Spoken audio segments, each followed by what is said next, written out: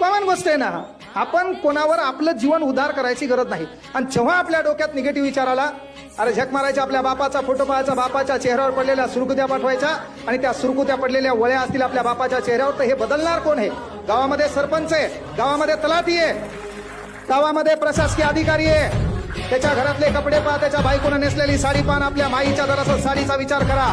तेव्हा वाटलं पाहिजे मर्द म्हणून घ्यायचंय, मिशीवर ताव द्यायचं आणि सांगायचं चला हे परिवर्तन आपण करून दाखवणार आहे. गावात कुठतरी बंगई असेल आणि त्या ठिकाणी महाबाप त्या बंगईमध्ये बसलेला असेल, त्या बापाला झोका देईल.